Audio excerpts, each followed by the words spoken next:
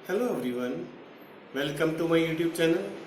आज इस accountancy class में हम इन्वेस्टिंग एक्टिविटी के वो पॉइंट सॉल्व करेंगे जो मैंने अपनी पिछली वीडियो में सॉल्व नहीं करे थे। मैंने जैसे आपको बताया था कि दो मेथड होते हैं मशीन अकाउंट बनाने के।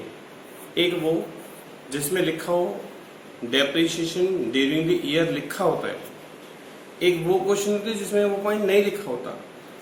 ये वो क्वेश्चन है जिसमें डेप्रिसिएशन ड्यूरिंग द ईयर नहीं लिखा होगा।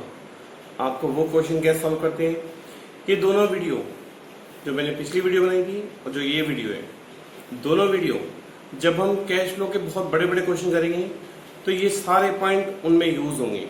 सो मैं आपको रिक्वेस्ट कर रहा हूँ कि दोनों वीडियो को बहुत आराम से देखिएगा और जैसे मैंने पॉइंट सॉल्व करे हैं ऐसे वो आप अपने पॉइंट सॉल्व करने में यूज करिएगा। आइए देखते हैं कैसे करते हैं क्वेश्चन। जैसे ये क्वेश्चन लिखा है मैंने, from the following information calculate the amount of cash flow from investing activity. ये क्वेश्चन मैंने लिख लिया है। क्वेश्चन लिखने का तो पैटर्न यही होगा, बट आपको सॉल्व करने का तरीका बिल्कुल याद रखना है कि पहला जो पॉइंट लिखा है पहले उसे सॉल्व करेंगे। सबसे पहले लिखा है मशीन अकाउंट का बैलेंस दिया हुआ है 10 लाख और 14 लाख, 10 लाख और 14 लाख। हमें इस अकाउंट से रिलेटेड इंफॉर्मेशन ढूंढनी है, जैसे ये पहले लिखी है। ये इंफॉर्मेशन किस अकाउंट से रिलेटेड है, क्लियर? तो हम पहले इसका अकाउंट बनाएंगे। सबसे पहले लिखते हैं टू बैलेंस ब्रॉट डाउन और नीचे लिखते हैं बाय बैलेंस कैरी डाउन।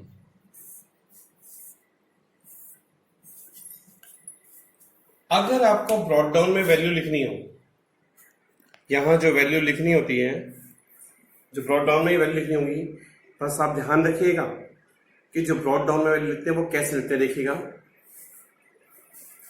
ये लिखा मशीन अकाउंट, इसी के नीचे लिखा एक्यूमुलेटेड डेप्रिसिएशन।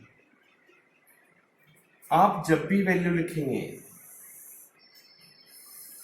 तो आप मशीन की वैल्यू में से एक्यूमुलेटेड डेप्रिसिएशन माइनस करने के बाद जो आएगा 8 लाख और इसका आया 11,50,000।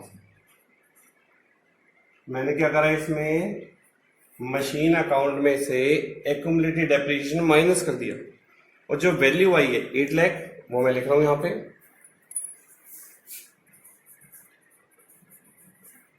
और जो करंट ईयर का है वो 15 लाख, वो मैं लिखूंगा बैलेंस में।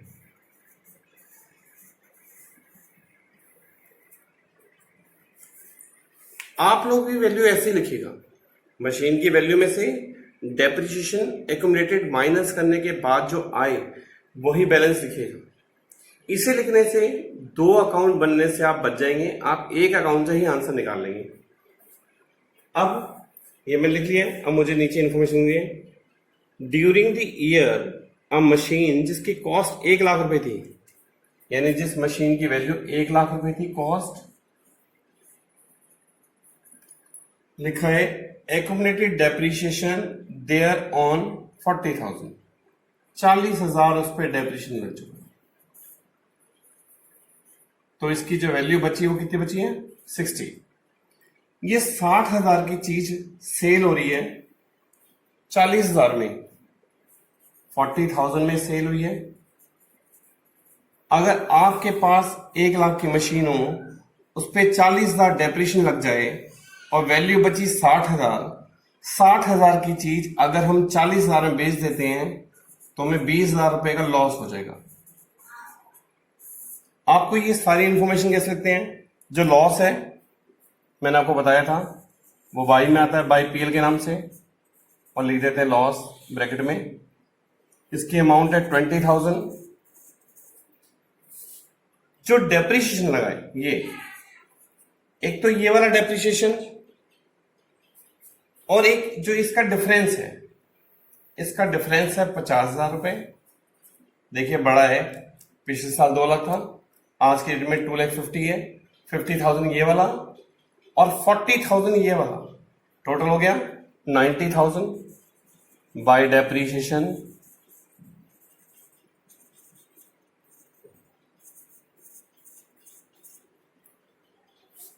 अब आपने वो मशीन कितने में सेल की है? 40 में। By bank 40,000। इन तीनों को आप ऐड कर लेंगे तो इसका एडिशन आएगा 1.5 लाख। तो टोटल हो गया इसका 1,30,000, 13 लाख सॉरी। 13 लाख रुपए की एसेट्स होनी चाहिए थी, पर हम पे पिछली थी कितनी? 8 लाख। तो इसका मतलब कितना इंक्रीज हो गया? 5 लाख। इस 13 लाख में से मैंने 8 लाख माइनस कर दिया, तो जो बैलेंस में फिगर आई है उसे लिखेंगे बैंक, यानी वो वैल्यू मैंने क्या करी है? परचेज करी है। टोटल हो गया 13 लाख। अब मैं ये सारी इंफॉर्मेशन लिखूंगा। ये जो पीएल अकाउंट है ये हमारा ऑपरेटिंग में आता है, इसलिए मैंने लिख रहा हूं डेप्रीशिएशन ऑपरेटिंग में आता नहीं लिख रहा हूं। जो सेल हुई है वो हमारा इसी पार्ट का हिस्सा है, सेल ऑफ मशीन। इसकी अमाउंट है 40,000 और हम यहां पे कॉपी कर लेंगे। और क्योंकि ये परचेज है इससे पैसा आएगा, इससे प्लस में आएगी। इसके बाद इसमें से नोट करेंगे परचेज, परचेज ऑफ मशीन। इसकी अमाउंट 5 लाख है और इसे ब्रैकेट में लिखेंगे क्योंकि ये परचेज करी है। परचेज करने से कैश यूज होता है इसलिए माइनस में, और सेल करने से कैश आता है यानी सोर्स होता है इससे प्लस में। इस पूरे अकाउंट से सिर्फ 2 इंफॉर्मेशन लिखते हैं, एक सेल और एक परचेज, और कोई इंफॉर्मेशन इसमें नहीं आती। अब इसके बाद की इंफॉर्मेशन है गुडविल। गुडविल की अमाउंट पिछले साल 40,000 थी, आज इसकी अमाउंट हो गई 1,40,000, यानी इसमें 1 लाख रुपए इंक्रीज हो गए हैं। इंक्रीज हुए हैं यानी लिखेंगे हम परचेज ऑफ गुडविल। अगर गुडविल की वैल्यू बढ़ रही है इट मींस हमने परचेज करी है, और अगर यही वैल्यू डिक्रीज हो जाती तो हम रिटर्न ऑफ मानते, फिर ऑपरेटिंग में आती। नेक्स्ट लिखा है 10% नॉन करंट इन्वेस्टमेंट। पिछले साल लास्ट ईयर ये 50,000 थे, आज की डेट में ये 1,50,000 हो गए हैं, यानी पूरे साल में ये जो इंक्रीज हुए हैं वो 1 लाख हुए हैं। तो हमने ये इन्वेस्टमेंट पैसा लगाया हुआ, तो हम लिखेंगे नॉन करंट इन्वेस्टमेंट। इसकी जो अमाउंट है वो अमाउंट है 1 लाख रुपीज, और क्योंकि हमने ये परचेज करे हैं तो मैं कह लिख सकते हैं आप परचेज ऑफ। परचेज करे इसलिए कैश गया हुआ इसलिए माइनस में आएगा। नेक्स्ट लिखा है पेटेंट्स, इसकी भी इंफॉर्मेशन लिखी हुई है यहां पे, बट पहले नॉन करेंट इन्वेस्टमेंट की एक इंफॉर्मेशन लिखी है। नॉन करेंट इन्वेस्टमेंट परचेज करे हैं 1 अक्टूबर को, यानी जो इसका डिफरेंस है, इसका डिफरेंस है 1 लाख, यानी ये थे पिछले साल 50,000 रुपए के थे, आज की डेट में ये हो गए हैं 1.5 लाख रुपए के। 50,000 वाले तो पूरे साल यूज हुए होंगे, फुल्ली ईयर यूज करे होंगे, बट जो इसमें 1 लाख रुपए के बड़े हैं, देखिए अगर हम 50,000 बड़े और एक 1 लाख बड़े होंगे तभी तो 1.5 लाख हुए होंगे यहां पे। तो एक तो 50,000 पूरे साल पुराने हैं, वो तो पूरे साल रहे, तो इन पे तो फुल ईयर का डेबिशन लगे, इंटरेस्ट लगेगा। जो 1 लाख पे इंटरेस्ट लगना है जो ये लिखा है 10%, देखिए फिर से मैं बता रहा हूं, 1 लाख से 50,000 से ये 1.5 लाख हो गई है। जो 50,000 है वो तो पूरे साल एंड तक रहे, तो उन पर पूरे साल का इंटरेस्ट लगेगा। जो 1 लाख रुपए के इंक्रीज हुए हैं वो हुए कौन सी डेट को हैं? 1 अक्टूबर को। ठीक है, वो कैसे इंक्रीज हुए होंगे मैं आपको और एक्सप्लेन कर देता हूं अच्छी तरह। देखिएगा यहां देखेंगे 1.5 लाख के हैं, ये पूरे यहां पे 1.5 लाख के हो गए हैं। तो 50,000 वाले पूरे साल चले होंगे, और जो इसमें 1,00,000 रुपए के बड़े हैं तभी तो 1.5 लाख के होंगे, ये फुल ईयर का होगा। और इस पे अक्टूबर से लेके कितना टाइम में हुआ होगा, ये डेट है 31 मार्च 2019, ये डेट है 31 मार्च 2018। इस पे तो पूरे साल का इंटरेस्ट लगेगा, और इस पे अक्टूबर, नवंबर, दिसंबर, जनवरी, फरवरी, मार्च, यानी 6 महीने का। तो इसका जो 10% है 50,000 का, 5,000 आया। पर इस 1,00,000 पे जो इंटरेस्ट लगेगा, 1,00,000 पे 10%, पर वो कितने महीने का होगा, 6/12, 6 महीने का, तो वो भी 5,000 आएगा। तो टोटल इंटरेस्ट कितना हो गया, 50,000 पे पूरे साल का, और जो 1,00,000 रुपए इंक्रीज हुए हैं उन पे 6 महीने का। तो टोटल इंटरेस्ट कितना आया दोनों को जोड़कर, 10,000। हमने पैसा अगर इन्वेस्ट करा होगा, हमने अगर पैसा इन्वेस्ट कर रखा है तो हमें उस पर इंटरेस्ट मिलेगा, तो हमारी इनकम है। तो यहां लिखेंगे इंटरेस्ट रिसीव्ड 10,000, क्योंकि इनसे पैसा आएगा इसलिए प्लस में लिखेंगे।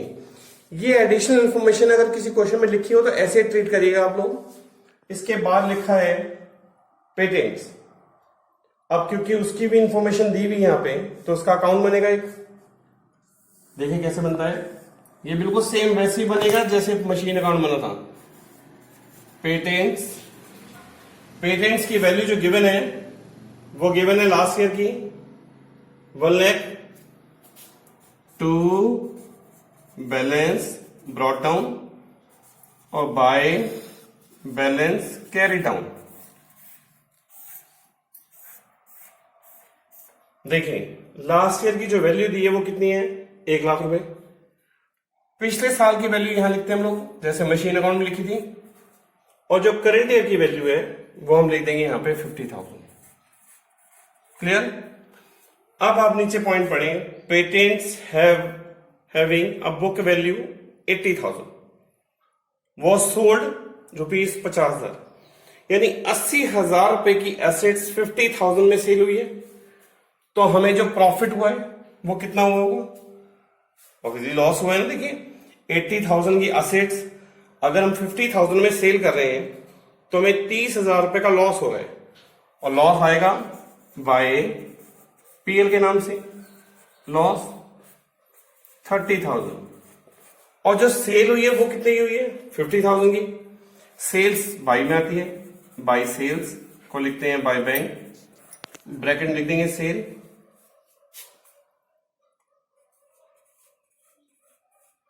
इस साइड का टोटल कर लेंगे 1,30,000 आ गया, और 130 में से 1,00,000 माइनस करेंगे तो टू बैंक यानी आ जाएगी परचेज वैल्यू, वो 30,000 होगी, टोटल अमाउंट होगी 1,30,000।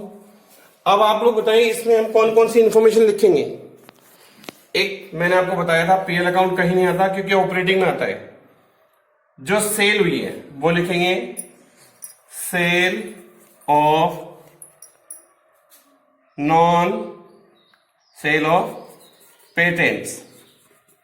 सेल ऑफ पेटेंट्स की अमाउंट है 50,000। अगर सेल हुई है तो पैसा आया होगा, और जो परचेज करी है वो परचेज ऑफ पेटेंट्स, उसकी वैल्यू है 30,000। और परचेज करते समय कैश यूज होता है इसलिए माइनस का आएगा। इस अकाउंट में से परचेज और सेल लिखते हैं, और इस अकाउंट में से भी परचेज और सेल ही लिखी जाती है, और कोई इंफॉर्मेशन नहीं आती, और कोई जो भी इंफॉर्मेशन है वो ऑपरेटिंग में आएगी। अब हम इसका टोटल कर देंगे, तो इसका टोटल हो जाएगा 1,00,000, 1,00,000, 2,00,000, 5,00,000, 7,00,000, 7,00,000 और 40, 7,40,000, 7,40,000, 8,00,000। 8,00,000 में से अगर 30,000 माइनस करेंगे तो 7,70,000 इसका आंसर आएगा। सॉरी ये प्लस, ये माइनस के हैं और ये प्लस के हैं, प्लस के हैं 1,00,000, वो माइनस हो जाएंगे। तो 6 और 30, 6,30,000 जो आंसर आएगा वो माइनस का आएगा, क्योंकि मैंने प्लस प्लस वाले जोड़ लिए हैं और माइनस वाले माइनस कर दिए हैं। तो ये 4 वैल्यू प्लस माइनस की हैं और 3 वैल्यू माइनस की हैं। तो क्योंकि आंसर माइनस का है तो लिखेंगे नेट कैश माइनस का, इसलिए लिख लेंगे यूज फ्रॉम इन्वेस्टिंग एक्टिविटी। अगर आपको मेरा ये वीडियो पसंद आया हो तो प्लीज मेरी वीडियो को लाइक करें, शेयर करें, सब्सक्राइब करें और बेल प्रेस करना ना भूलें। Thank you, have a nice day.